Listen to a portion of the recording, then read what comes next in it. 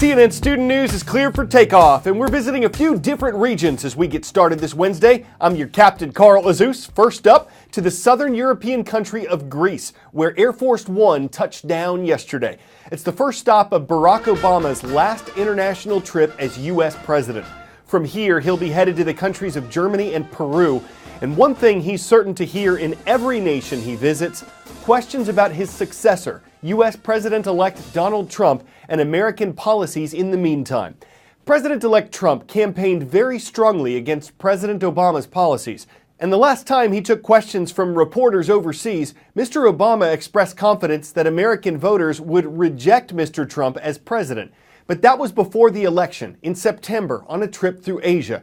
And now, as he navigates through Europe and South America, the president's working to reassure other countries about America's future. I think it's fair to say that I was surprised by the election results, and I've said so.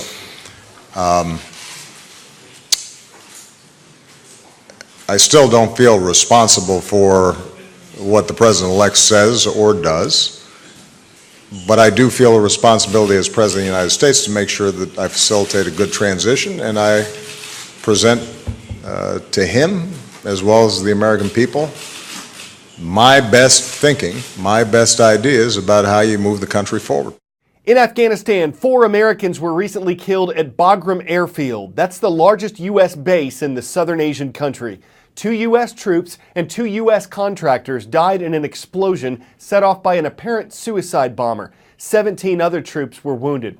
The Taliban said it was responsible. That's the militant group that used to rule Afghanistan. The U.S. led a campaign to kick them out of power in 2001, but American troops and Taliban fighters are still part of a struggle that could determine who controls the country. It is America's longest war, the conflict in Afghanistan. It began 15 years ago after the September 11 terror attacks orchestrated by Osama bin Laden. The al-Qaeda leader was a guest and ally of Afghanistan's ruling Taliban in 2001. Less than a month later, U.S. warplanes attacked the Taliban, and after barely 6 weeks of airstrikes, the Taliban was on the run, abandoning Kabul to Afghan fighters allied with the U.S. I was here on the day 15 years ago when U.S.-backed rebels liberated the Afghan capital. It was a day of hope and euphoria coming on the back of a swift military victory. I did not expect it would lead to 15 years of constant war.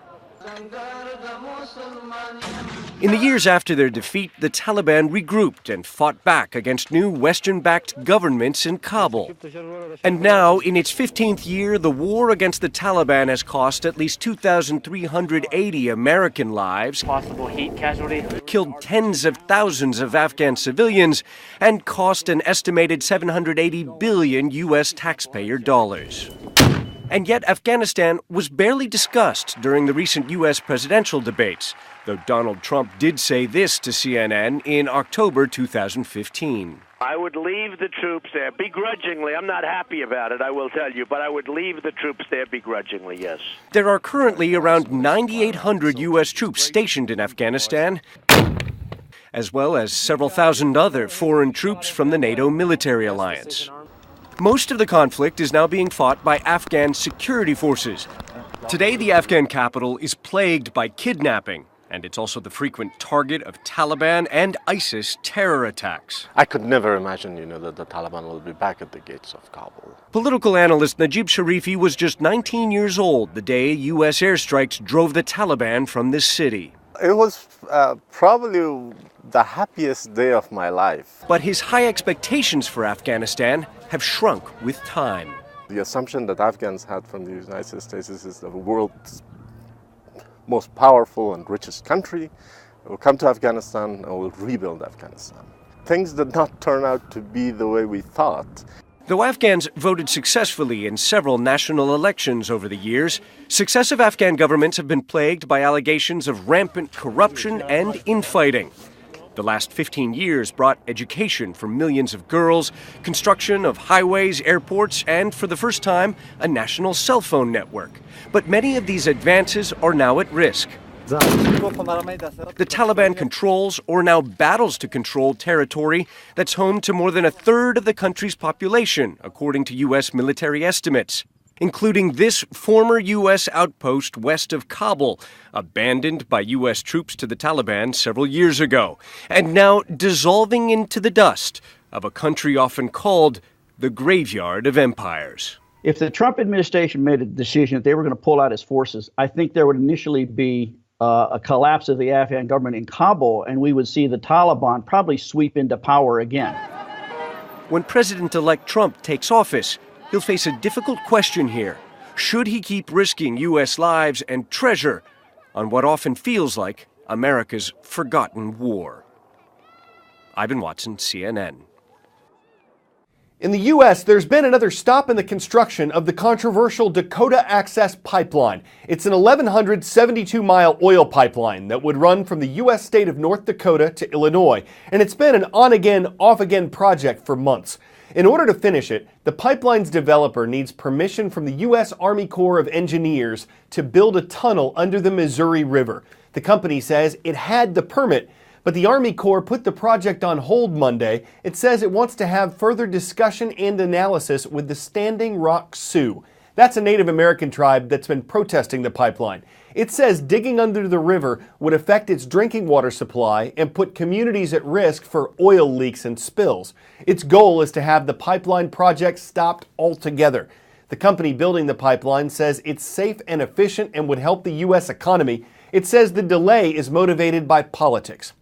Next, movie theaters. They've come a long way since simply showing the stars shine on the silver screen.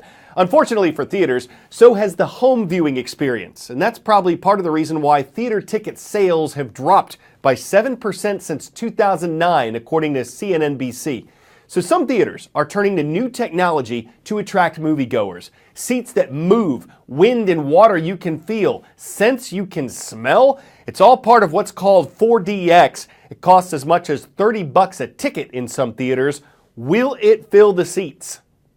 These days, when I watch a movie, it's usually on my couch and I've waited for it to come out on demand.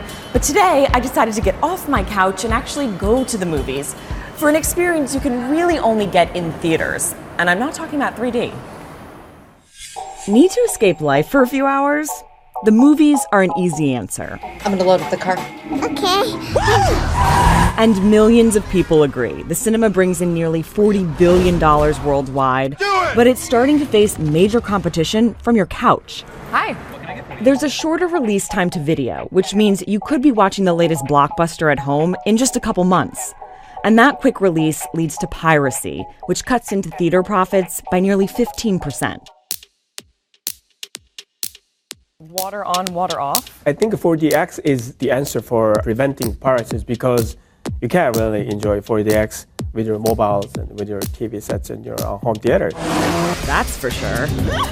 This is what it's like to experience a movie in 4DX.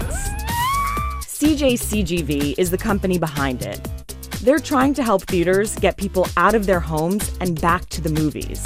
So in Jason Bourne, there are a lot of fight scenes where, you have a lot of hand-to-hand combat. And for those kinds of scenes, it's really cool to use your air shots. We like to put it in sync with those punches like that, so you feel like you're a part of the story. The technology was created in South Korea, but it's now made its way to the US. Big theater companies like Regal and AMC are spending up to $2 million per theater to bring this experience to their audiences.